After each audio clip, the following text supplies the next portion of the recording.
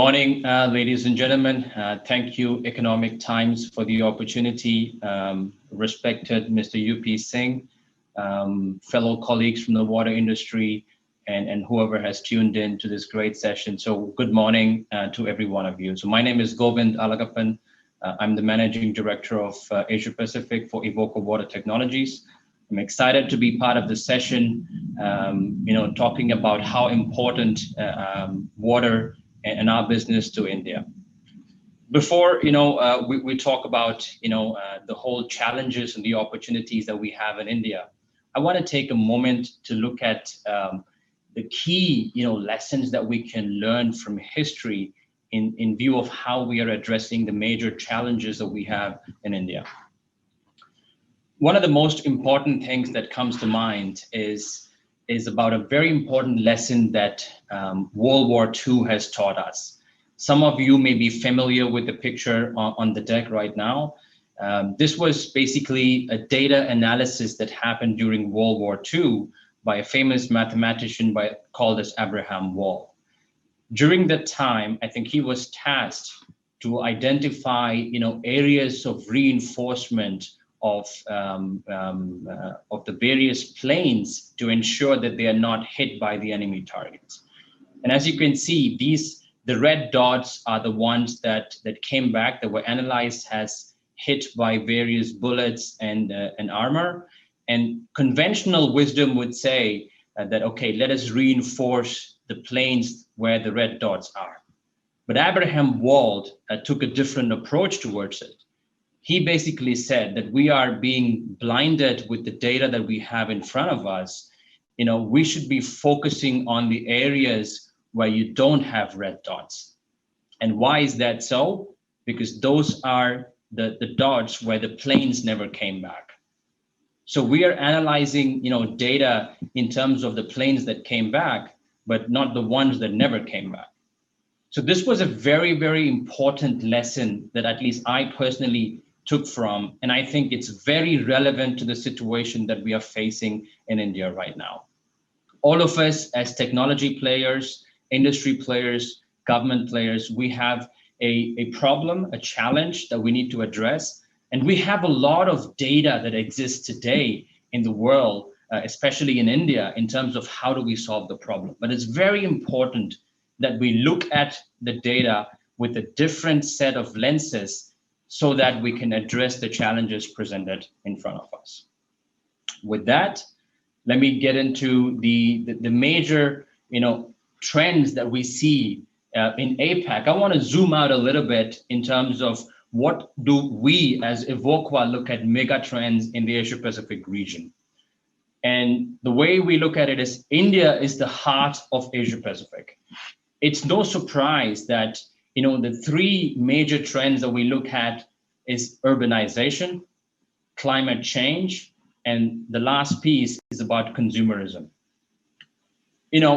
Asia in general, and more specifically in India, Indian cities, the urbanization in Indian cities is expected to reach almost 300 million in the next decade.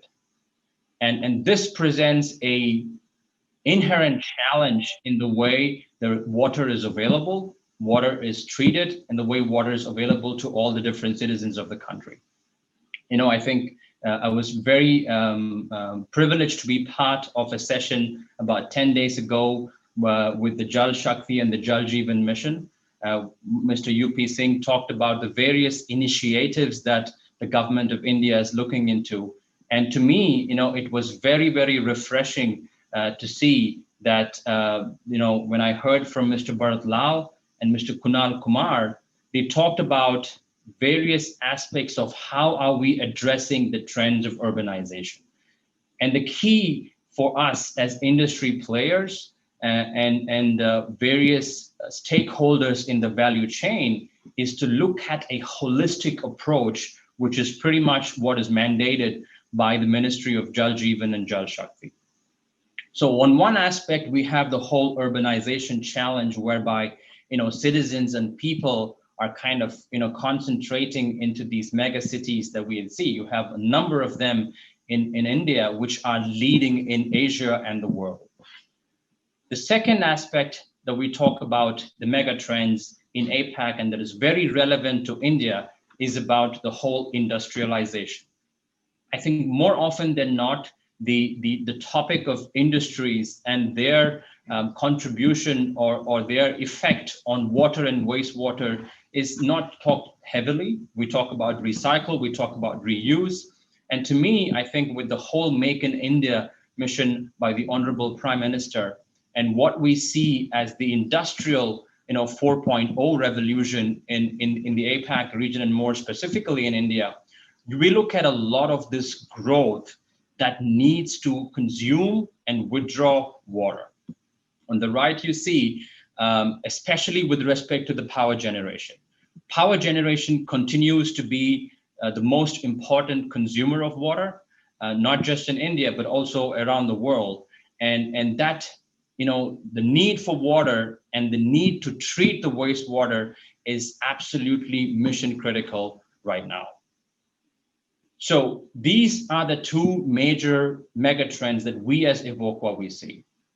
And how are these mega trends, affecting the various industries that all of us are directly or indirectly part of? So today, the fact that I am talking to you in a virtual platform, I think it's more or less setting the stage for technology. And we talk about technology in different aspects. We talk about the developments, the digital centric, the semiconductors, the electronics, but we don't talk about how much of an impact that they create on water and wastewater. When we look at technology today, especially in India, you have a major digital wave that is coming up. When I was participating in this US-India strategic session, we heard about the major efforts of the Jal Shakti and the Jal Jeevan mission, where they wanted to have a connected, sensors and monitorings across various parts of India. And we are also living with the coming of IoT as the benchmark in India right now. There's a significant amount of data collected. And those data, needs to have a drive for data centers. And we see a major demand for data centers and semiconductors, especially as coming into. The next aspect of consumerism, we talked about urbanization a little while ago. Right now, with the whole pandemic situation, every country and every region is on its, combating the whole vaccination race. And we are seeing a greater demand and a greater, growth in the pharmaceutical market.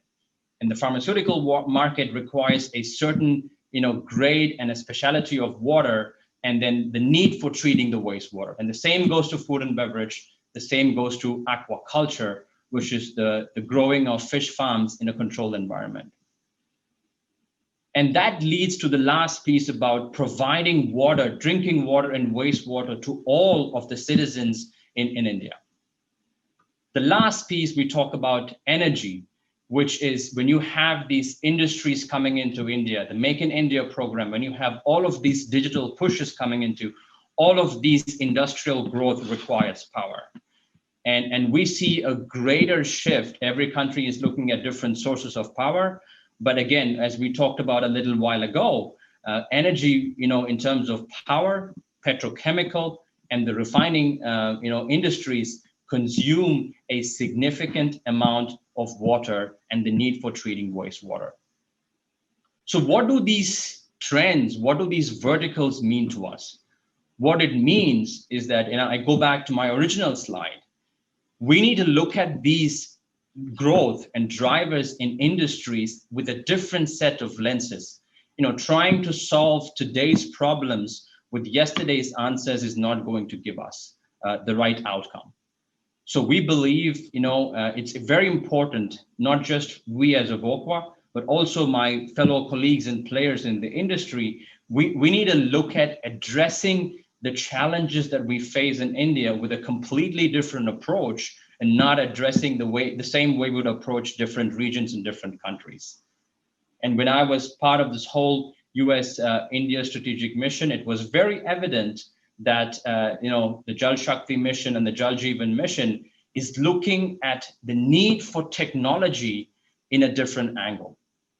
Historically, when we talk to industries, when we talk to municipalities, in developing nations, we always talk about the need for being cost effective, the need for being efficient. But I think, it was very refreshing for me to hear that many players and many of the government players in India are looking at cost, not just from a CapEx perspective, but a holistic CapEx and OpEx, or what we call as life cycle cost. And to me, that's the only way to make this paradigm shift in having these modern, efficient technologies where our answers to these challenges and problems need to look at different business models, not the traditional way we are implementing these solutions to industries and municipalities. And that pretty much drives a need for all of us to come up with innovative solutions that are modern, efficient, and cost effective. With that, I want to talk about who we are. I want to take the opportunity, some of you might know our organization. I want to take the opportunity to introduce who we are. So evoQUA Water Technologies is a world leader in water and wastewater technologies, services, and systems. We have over 100 years legacy. So we've been in the industry for almost a century. And we just closed our financial year back in September with a revenue of approximately $1.5 billion, operating in roughly about 163 locations globally. More specifically in India, I think we have a technology and innovation center in Chennai with approximately 100 employees. And we continue to serve the various industries and municipalities in India. And just also talking a little bit more about the evolution of our history, I want to take the opportunity to also kind of talk about where we started and how we have evolved as an organization.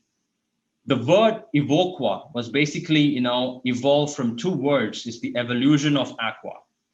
And we've been under various brands and various names since the early 1900s. And more importantly, I would say in India, we were known as Siemens Water Technologies until 2013. And that divestment was done in 2013. And then that's when the new name of evoQUA was born. Since then, I think we've been focused as a key technology player. As you can see, we've made a number of acquisitions, focusing primarily on acquiring cutting-edge technologies that are solving the world's toughest water and wastewater challenges. And our journey, doesn't stop here. Future trends, the challenges that we think India and different parts of the world will be facing, and we want to be known as pioneers in inventing these different technologies that will address the problems of today and tomorrow.